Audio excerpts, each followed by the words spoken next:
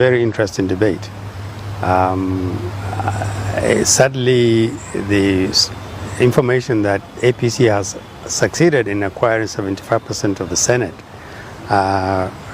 because of the numbers of legislators from the opposition that have defected to it should worry those who are worried about the integrity of the process of legislating. When a party controls both the executive and 75% of the legislature, is a cause for worry. Another cause of worry, of course, is the fact that governors, senators, other legislators are continuously defecting from other parties, depleting them, weakening them, and strengthening the ruling party, APC. Ordinarily, people would say this is a good thing. I think the important thing to realize, first of all, is that it is not illegal for people to leave one party for another one, or at least it hasn't been tested. The legality of it hasn't been tested as thoroughly as it should be. But it appears as if Nigerians are resigning to the fact that because legislators don't necessarily have to abide, politicians don't necessarily have to abide by the Nigerian law. They can just wake up in the morning and call everybody and say, I'm leaving my party, I'm going to another party. Those who want to follow me can follow me. Now this is a very worrisome thing, because it suggests that our democracy is very superficially located.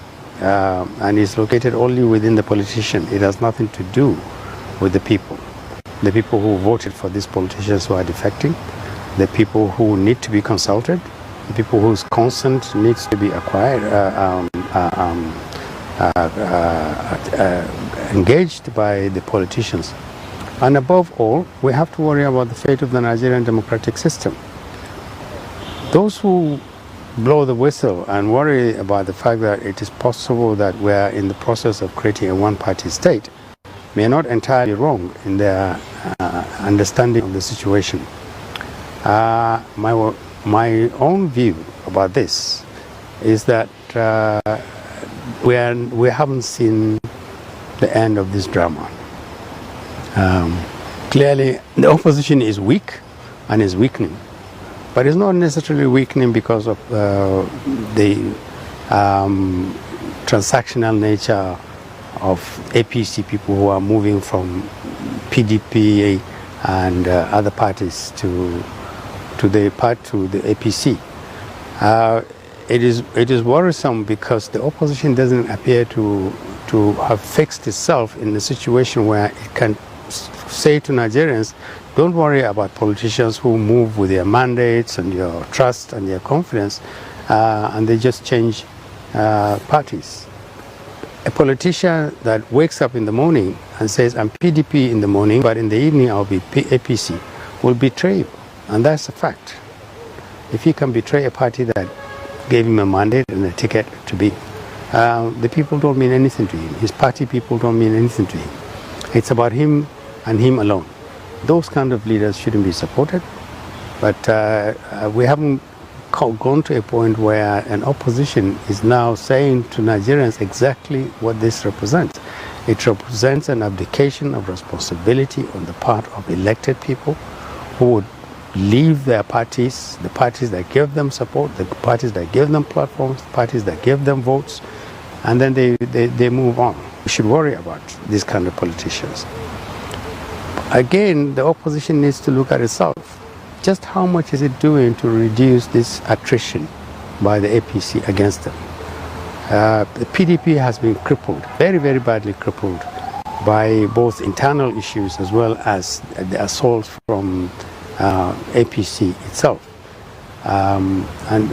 There doesn't appear to be much evidence that the PDP is willing to fix itself.